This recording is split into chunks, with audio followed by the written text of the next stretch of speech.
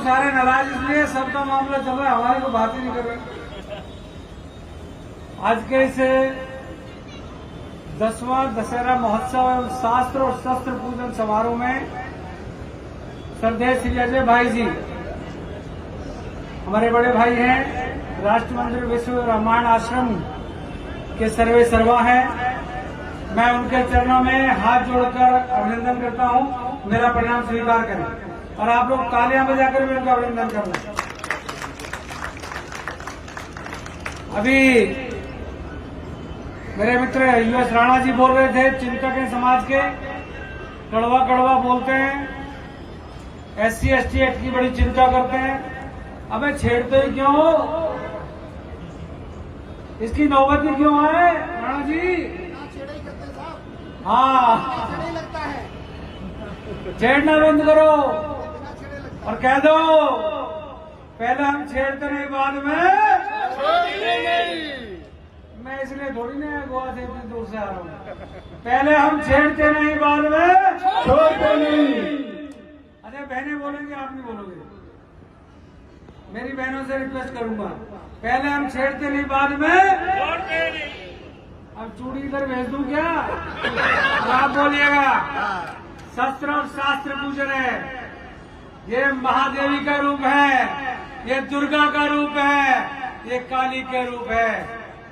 इसीलिए मोदी जी ने भी इनको 33% आरक्षण दिया है। पहले हम छेड़ते नहीं बाद में आगे ना, जो इनको सबको मालूम है चूल्हा यहीं से चलेगा। आज इस कार्यक्रम में मुख्य रूप से मेरे बड़े भाई राजकुमार भदौरिया जी, अब इनकी जो बात है वो मैं टाल नहीं सकता। मैं कई दिन से गोवा में हूँ, नेशनल गेम्स चल रहे हैं। कल हरियाणा ने कई मेडल लिए, gold medal, bronze medal, silver medal और महिलाओं ने जीत लिए। मैं वहां था, आज सुबह वहां से चला हूँ, सुबह 3 बजे का जागा हूँ और भाग रहा हूँ। फ्लाइट थोड़ी लेट थी इसलिए देरी से आने के लिए क्षमा।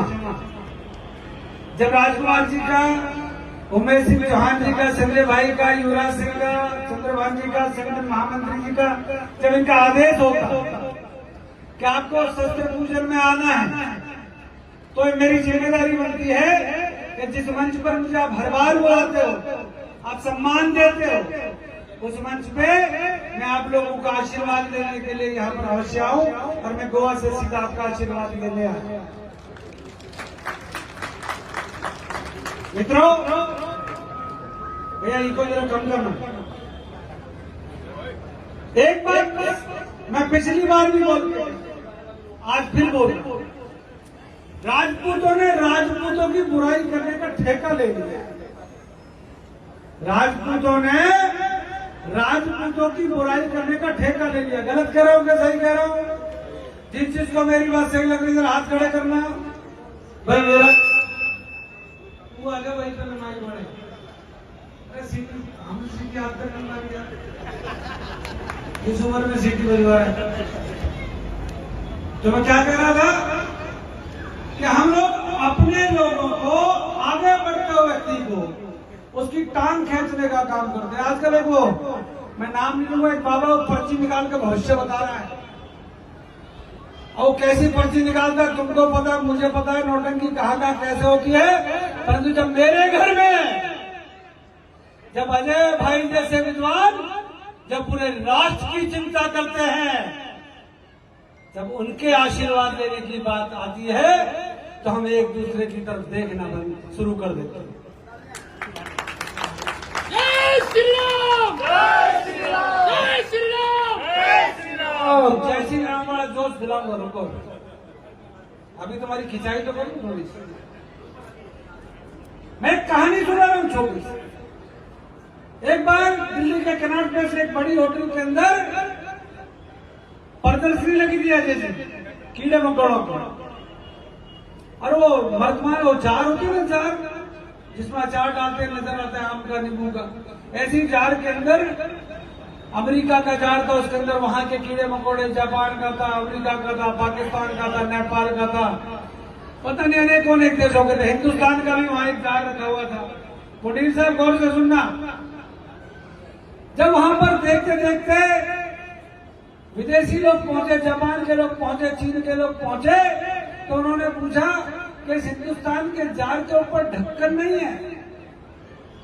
ये सारे देशों में अपने अपने जार के ऊपर ढक्कन लगा रखा है कि कहीं कीड़े मकोड़े बाहर न निकल जाए। तो वहां पर कोई रिप्रेजेंटेटिव खड़ा था इंडिया का, हमारा विनय चौहान जैसा कर्मी सेना का अध्यक्ष बुद्धिमान व्यक्ति, उससे पूछा किसी जापानी ने कि क्या कारण है कि जो हिंदुस्तान का जार है उसके ऊपर ढक्कन नहीं, उसको बंद नहीं कर रखा। तो विनय सिंह ने कहा क्योंकि विनय सिंह तोमर है। ये तोमर बड़े शाणे होते हैं, 84 वर्ष। इन्होंने कहा कि महाराज ये हिंदुस्तान है, यहाँ पर जो व्यक्ति आगे निकलता है पीछे उसके बहुत सारे लोग चलते हैं, और जैसे ही जो तरक्की करता है, बाहर निकलने का प्रयास करता है, उसके पीछे वाला उसको पकड़ के खींच लेता है। फिर जब दूसरा वाला आगे बढ़ता है तो तीसरा उसको पकड़ने का प्रयास करता है, उसको खींच लेता है। ऐसे ही हमारा हाल क्षत्रियों का है। क्षत्रियों में जो आगे बढ़ता है, पास वाला बैठा हुआ राजपूत उसके टांग को खींचने का काम करता है। आज अजमेर के अंदर की रैली हो रही है। मेरे मित्र बहुत बड़े उद्योगपति है, क्षत्रिय समाज के खरबोपति आदमी है, मेघराज सिंह, उनका खनन का काम है। वहां उनको एक व्यक्ति ने चैलेंज किया, एक सांसद हनुमान सिंह बेनीवाल। हनुमान सिंह बेनीवाल ने जब उनके विरुद्ध में, मेघराज सिंह के विरुद्ध में आवाज उठाई, तो मेघराज सिंह ने कहा कि पूरे राजस्थान के अंदर क्षत्रिय समाज हनुमान बेनीवाल का विरोध करेगा, और आज उसकी शुरुआत अजमेर की धरा से हो रही है। आप भी उनको आशीर्वाद करें। राजपूत पैसा न कमा ले, राजपूत अमीर न बन जाए, राजपूत IAS IPS न बन जाए, राजपूत की बेटी डॉक्टर न बन जाए, राजपूत का बेटा इंजीनियर न बन जाए, राजपूत का बेटा वीर भोज के कुल में कैसे पैदा हो गया, इसकी भी चिंता है। वे फिल्म आई थी शोले फिल्म, संपूर्ण सिंह ठाकुर को भी सुन रहा था कैथल के अंदर। शोले फिल्म में गब्बर का डायलॉग है, ये हाथ मुझे दे दे ठाकुर, और अब ये कहते हैं ये जात मुझे दे दे ठाकुर। कैसे इस जात को दे दूं भाई? मेरे पूर्वजों ने कुर्बानी की, मेरे पूर्वजों ने मुगलों को, अंग्रेजों को इस देश से भगाया, मेरे पूर्वजों ने रावण का वध किया है, मेरे पूर्वजों ने अगर स्वरूपनगर जैसी नकदी थी तो उसकी भी नाक काटने का काम किया है, परंतु अपनी मर्यादा को कभी वो भूले नहीं। मित्रों, कोई मेरी जात को छीनेगा तो कोई मेरी बात को रोकेगा। मैं इतना बड़ा जमींदार हूं हिंदुस्तान के अंदर। मैंने पिछली बार भी पूछा कितने किसान हैं, आप सब लोगों ने हाथ खड़े किए थे। हम सभी किसान परिवारों से आते हैं, आज भी हमारे पर लाखों करोड़ों अरबों रुपए की जमीनें हैं। हमारे ऊपर ईडी के छापे नहीं पड़ते। ईडी के छापे उनके यहाँ पड़ते हैं जिनके यहाँ काला धन है। यहाँ तो मेहनत का धन है, ना तो कोई ईडी के छापे पड़ते हैं और न ही किसी की छापा वाले का।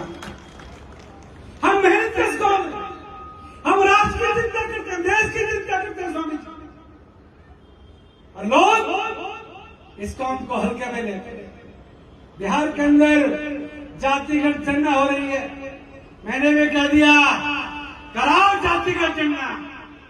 हिंदुस्तान के अंदर अगर सबसे अधिक जाति क्षत्रियों की ना मिले तो मैं मूंछ कटवा दूंगा।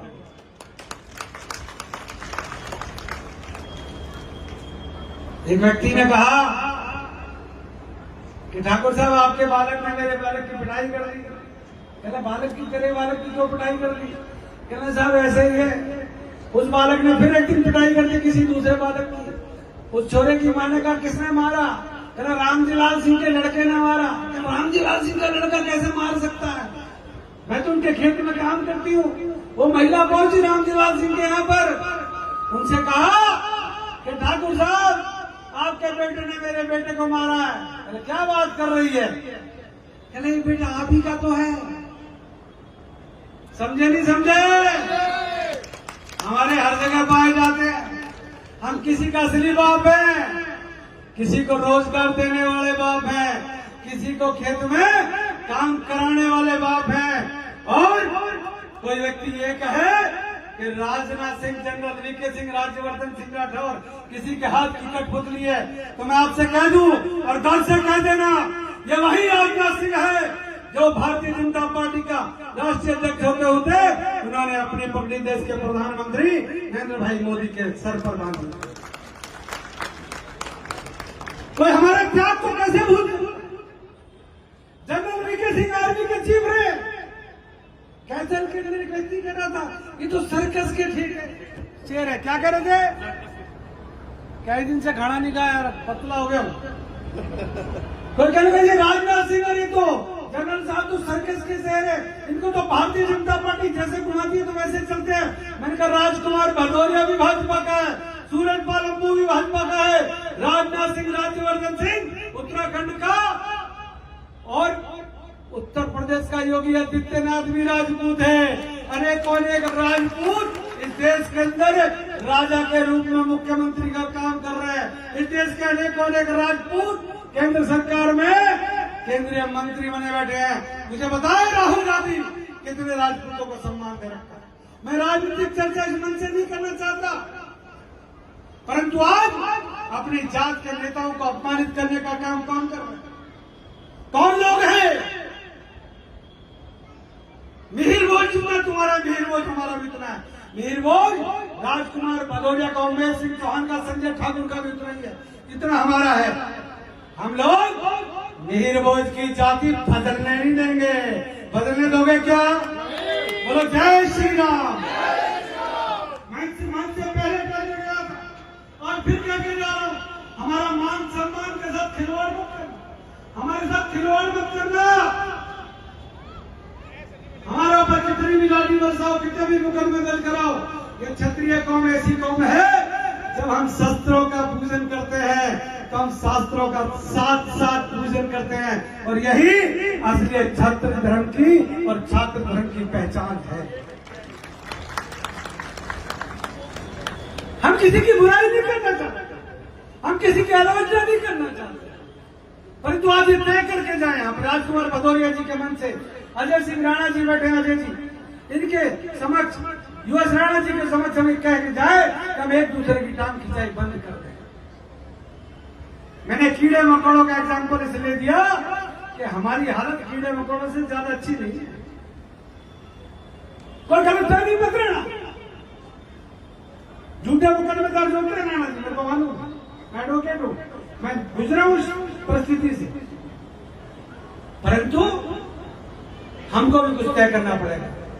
हमने जिन्हें दलित संस्थाओं के लोगों का हमने सम्मान किया, हमने उनसे दूरी बनाई, उनसे दूरी कम करें, उनके साथ बैठे बात करें। आज आपके साथ अन्य जातियां बैठना नहीं चाहती, अगर अलग थलग पड़ गए तो दिक्कत हो जाएगी। देश के अंदर डेमोक्रेसी में 1 और 1 11 होते हैं, और 1 और 1 के आगे एक और जोड़ दो तो 111 हो जाते हैं, और 1 जोड़ दो तो 1111 हो जाते हैं। हमें कुएं का मेंढक नहीं बनना। ये फेसबुक से, रील से, ये ट्विटर से कोई नेता नहीं बनता, सिर्फ जहर फैलता है। जहर फैलाना अपने बच्चों को रोको। फेसबुक पे किसी भी जाति को गाली दे देना गलत है। मैं एक किसी क्षत्रिय, राजा का, राजपूत का, भगवान का, देवता का अगर नाम बता दो, हमने किसी को अपमानित किया। हम तो हारे के सहारे हैं। क्या है हम? हारे के। हमने उनको दलितों का, पीड़ितों का, वंचितों का, गरीबों का, असहायों का बहन जी साथ दिया, सहयोग किया। हमारे घर पे कोई आ गया तो खाली हाथ और खाली पेट गया नहीं। स्वामी, हमारे अन्न के भंडार हमेशा भरे रहते हैं। लाला लोगों को तो अन्न खरीदना पड़ता है, हमारे तो खेत से सीधा आता है। एक कहने लगा ऑर्गेनिक सब्जी बोते हैं, मैं कहता हूं ऑर्गेनिक सब्जी अभी से हो रहा है। हम तो गोबर का खाद खेत में बचपन से लगाते आ रहे हैं। हमने तो भैंसे चराई है, हमने तो गैया चराई है, हम तो राम के वंशज हैं। हमने तो भगवान वाल्मीकि के घर में लव कुश का जन्म होते हुए देखा है। हम तो उसी भगवान वाल्मीकि के घर में पैदा हुए हैं जहां पर लव कुश का जन्म हुआ। तो मेरे ऊपर कोई जात पात की राजनीति का टीका ना लगे। हमने सबकी मदद की है, आगे भी करेंगे, बच्चियों को पढ़ाओ, लिखाओ, आगे बढ़ाओ। पुनीत साहब कह रहे थे 23 तारीख को बेटी की शादी है। पुनीत साहब की बिटिया जो है मेरी रिश्तेदारी में पढ़ती है, काफी पढ़ी लिखी है। मैं ढूंढ रहा था कोई लड़का अच्छा पढ़ा लिखा मिल जाए। सच्चाई है समाज के अंदर पढ़े लिखे बच्चे कम हैं।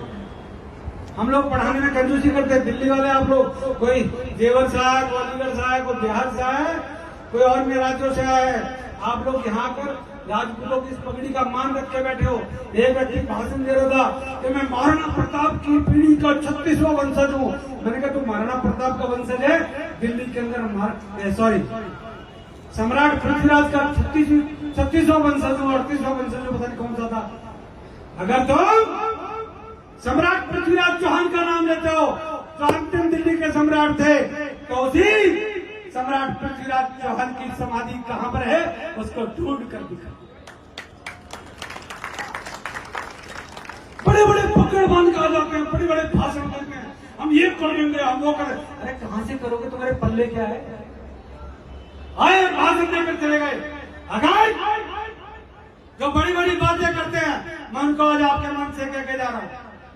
अखिल भारतीय क्षत्रिय राजपूत महासंघ दिल्ली प्रदेश के मन से कह के जा रहा हूं, अगर तो महाराणा प्रताप की औलाद हो, श्री राम की औलाद हो और सम्राट पृथ्वीराज चौहान की औलाद हो, तो जो दिल्ली तुम्हारी थी उस दिल्ली के अंदर अपने पूर्वजों का, अनंतपाल तोमर का स्थान ढूंढो और उनकी समाधि को ऐसा बनाओ कि हर वर्ष हम उसी समाधि को प्रकट करें।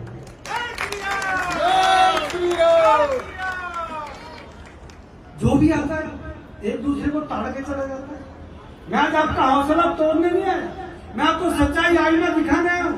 मेरा मकसद किसी की आलोचना, किसी की बुराई करना नहीं है, परंतु हम लोग जब आईने के सामने खड़े होते हैं, शीशे के सामने खड़े होते हैं, तो अपने चेहरे के ऊपर मेकअप लगाते हैं। हमें मालूम है, सच्चाई पता है कि आईने के सामने क्या है, आईने के पीछे क्या है। अपने आप से जिस दिन झूठ बोलना बंद कर दोगे, इस काम को दोबारा से देश पर राज करने से किसी का पाप नहीं बन सकता। सच्चाई का सामना करना पड़ना। ये जो पगड़ी मेरे युवाओं ने बांधी, आप लोगों ने बांधी है, मुझे बांधी है, इस पगड़ी का सम्मान कैसे, ये हमें तय करना पड़ेगा। पगड़ी हम मानेंगे, बहनें नहीं मानेंगे। क्यों भाई? रोटी तुम बनाते हो क्या? सब्जी तुम बनाते हो क्या? बच्चों को तुम संभालते हो? आगे से राजकुमार जी आपसे अनुरोध करके जा रहा हूं, इन बहनों को भी पगड़ी पहनाना शुरू करें, पगड़ी बांधना शुरू करें। बराबरी का हक तो हमको, ये जरूरी है।